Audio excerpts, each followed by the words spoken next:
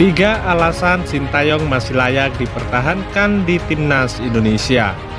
Namun sebelum menyimak video ini lebih lanjut, pastikan kalian menekan tombol subscribe agar kalian tidak ketinggalan berita terbaru dan terupdate seputar Timnas Indonesia.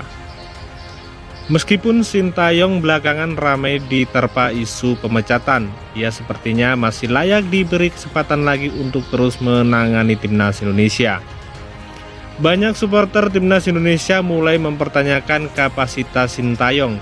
Hal itu dikarenakan Sintayong gagal bawa Timnas Indonesia ke final Piala AFF 2022. Padahal Sintayong sudah pernah memimpin Timnas Indonesia di Piala AFF 2020. Saat itu Sintayong membawa Timnas Indonesia masuk final Piala AFF 2020. Dengan komposisi skuad hampir mirip, Timnas Indonesia asuhan Sintayong diharapkan bisa juara Piala AFF 2022. Namun sayang Timnas Indonesia bahkan gagal ke final Piala AFF 2022. Kegagalan itu membuat banyak supporter Timnas Indonesia mulai ragu dengan Sintayong, sehingga banyak supporter Timnas Indonesia yang mulai minta Sintayong agar diganti saja.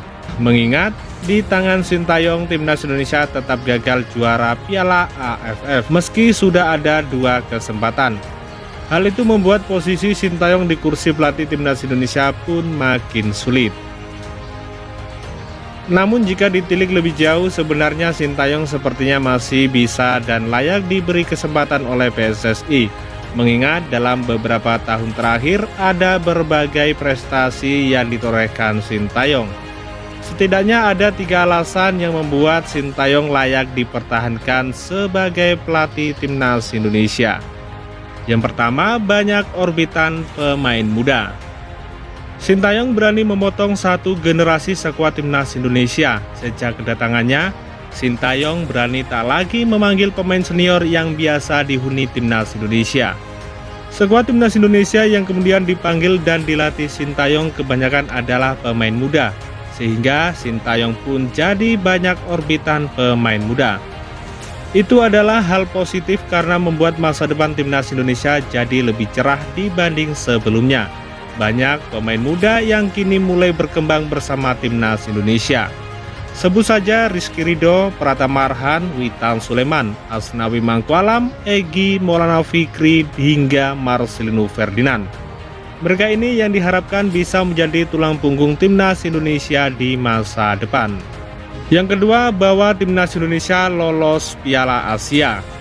Tak hanya sekedar mengorbitkan pemain muda, Sintayong juga telah terbukti membawa Timnas Indonesia lolos ke Piala Asia. Terakhir kali Timnas Indonesia lolos ke Piala Asia adalah pada edisi 2007. Itu pun Timnas Indonesia menjadi kontestan Piala Asia karena status tuan rumah. Sedangkan Sintayong membawa Timnas Indonesia lolos ke Piala Asia 2023 lewat jalur kualifikasi yang sangat terjal. Mulai dari harus melawan Cina Taipei atau Taiwan lebih dahulu, kemudian dihadang Nepal, Yordania, dan Kuwait pada babak kualifikasi yang sangat menentukan. Timnas Indonesia asuhan Sintayong di luar dugaan berhasil kalahkan Kuwait dan hanya kalah tipis dengan Yordania. Hasil itu yang menempatkan Timnas Indonesia berhak masuk Piala Asia.